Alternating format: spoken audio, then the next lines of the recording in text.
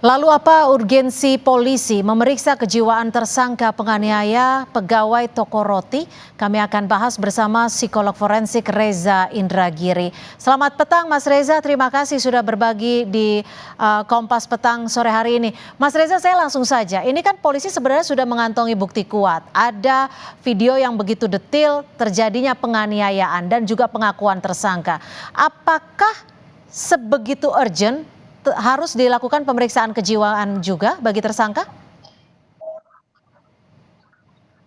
Sebetulnya tidak, karena pertanyaan nomor satu pun yang harus dijawab oleh pihak terperiksa adalah apakah Anda dalam keadaan sehat. Dan sekiranya penyidik bisa melihat bahwa terperiksa ini mampu menjawab sesuai dengan pertanyaan yang diajukan, maka tidak ada urgensi untuk melakukan pemeriksaan psikologis itu. Namun, sekiranya penyidik menangkap tanda-tanda atau indikasi kendala dalam komunikasi, dan kendala itu barangkali berkaitan dengan kondisi kejiwaan terperiksa, maka memang masuk akal juga sekiranya penyidik memutuskan untuk melakukan pemeriksaan terhadap yang bersangkutan.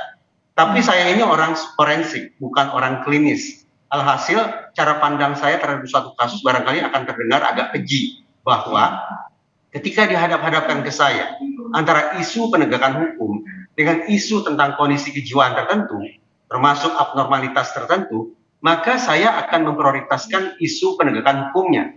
Dengan kata lain, saya akan berpikir tentang bagaimana terperiksa ini bisa menjalani proses pertanggungjawaban pidana. Ya. Itu yang menjadi pokok pikiran terdepan saya. Artinya kalau ini kan korban sendiri sudah menyebut bahwa pelaku atau tersangka bisa melakukan pekerjaan bahkan memimpin cabang toko roti di salah satu wilayah. Apakah ini sebenarnya juga sudah bisa membuktikan bahwa tidak ada gangguan kejiwaan terhadap tersangka?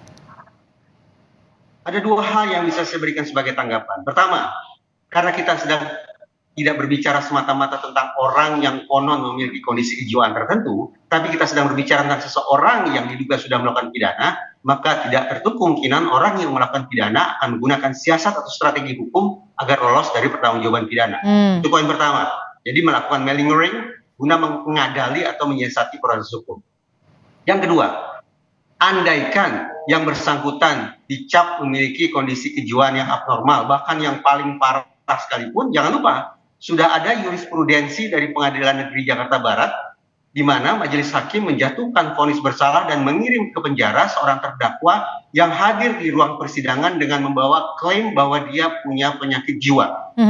Ini menunjukkan bahwa otoritas Mahkamah Agung sekarang lebih restriktif atau lebih ketat lagi terhadap insanity defense, terhadap klaim-klaim bahwa seorang terdakwa memiliki kondisi kejiwaan yang barangkali mereka harapkan akan menjadi modal bagi mereka untuk lolos dari jerat hukum.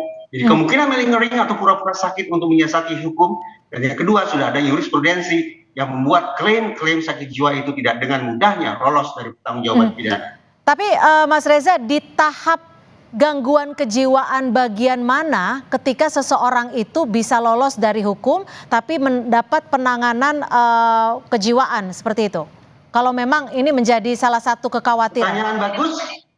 Pertanyaan bagus, pertanyaan gitu, tetapi saya memilih untuk tidak menjawab pertanyaan itu agar tidak menjadi amunisi yang dimanfaatkan oleh para pesakitan manapun itu untuk kemudian menggunakan siasat-siasat tertentu dengan menggunakan perspektif yang saya sampaikan.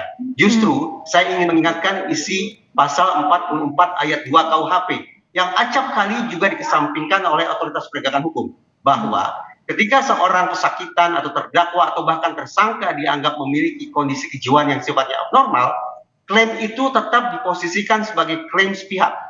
Pasal 44 ayat 2 mengharuskan bahwa setiap orang yang sudah ditetapkan sebagai tersangka misalnya tetap dibawa ke ruang sidang agar bisa diuji oleh hakim.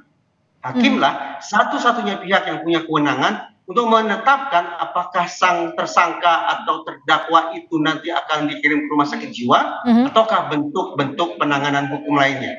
Dengan demikian, saya sungguh-sungguh berharap termasuk pada kasus ini, sekiranya tersangka atau terlapor ini dianggap memiliki kondisi kejiwaan yang abnormal, parah sekalipun, tetap proses hukumnya tidak sepatutnya berhenti di kantor kepolisian, tapi tetap berlanjut sampai ke persidangan sesuai pasal 44 ayat 2 KUHP.